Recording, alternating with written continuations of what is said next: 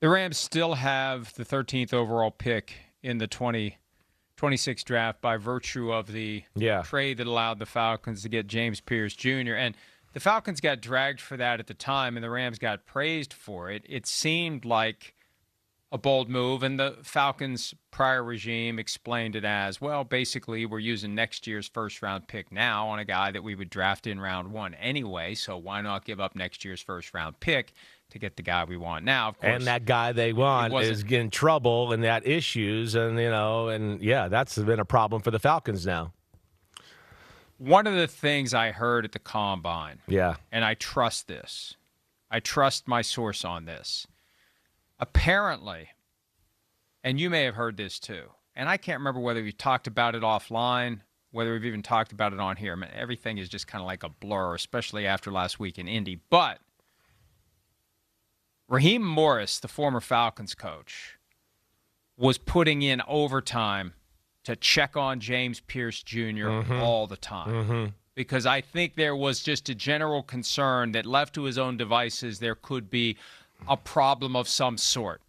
Nothing specific. Yes. But Raheem Morris was calling him constantly. Yes. Constantly when he was the Falcons head coach. And then what happens weeks after Raheem Morris isn't there? Yeah. What happens? Yeah. And these are allegations. Right. James Pierce Jr. has denied all allegations through his counsel. There's also video, so good luck in court with all of that. Yeah. But this just highlights the mistake the Falcons made. 2 straight years. Exactly. 2 straight years.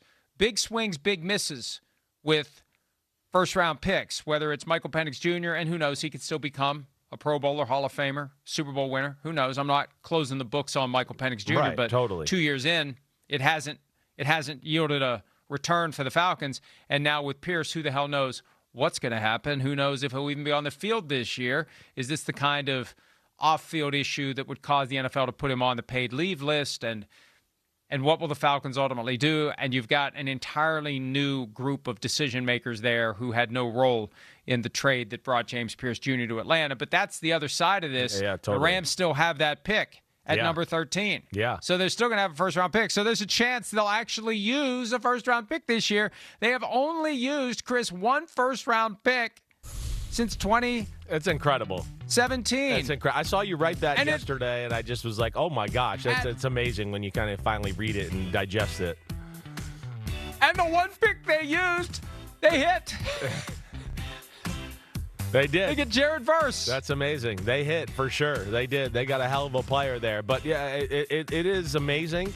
And amazing, too, when you look at that and go, of all those years, too, the Rams have been in the mix for one of the better teams in the NFC, except for maybe the year after they won the Super Bowl against the Bengals. Other than that, they've been up there in the fight, in the playoffs, whatever. And I think they're showing the league that things can be done in a different way, a different fashion. And the Rams certainly are not afraid to do things their own way. Incredible. It really is incredible. I did not, even as much as obsessed I am with the sport, still, when I read that yesterday, I was like, wow, did they that's unbelievable. It really was. It was jaw-dropping.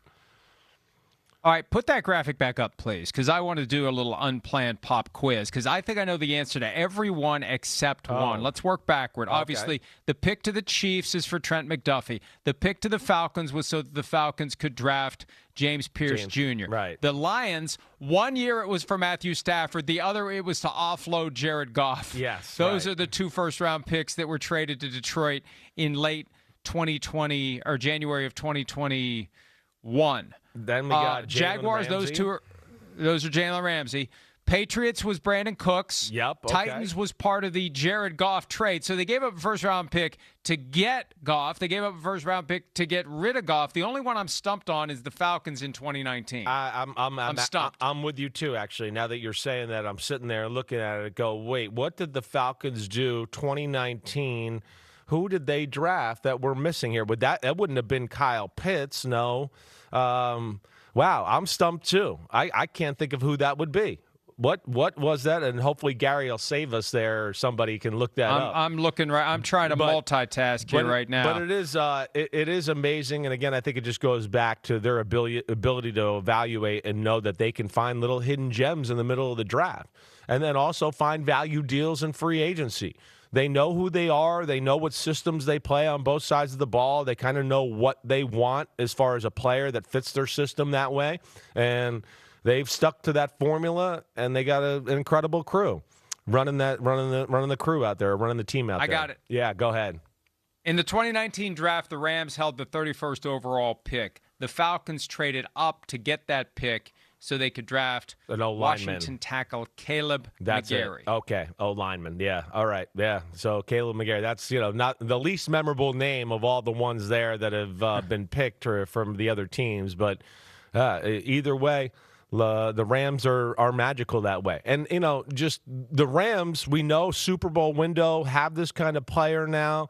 That's good. Do they add to the draft? They got a few free agents in the secondary in general that they got to work on signing back. So we'll see. Maybe they kind of retool and have a different look in the secondary this year and have a different approach in the secondary with some of these new guys. I'll be interested to see that. Like I said, there was a lot. Their defense fell off the second half of the year. Early in the year, they were one of the top 5 or 6 defenses in the sport. We got to week 10 and on, and it slowly got worse and worse. And we saw people be able to throw the ball on them at a consistent basis and really have their way. And I've already explained the reasons why, so that's what's interesting. Hi, it's Mike Florio. Thanks for watching PFT on YouTube. Hit subscribe for the latest news and analysis from Pro Football Talk.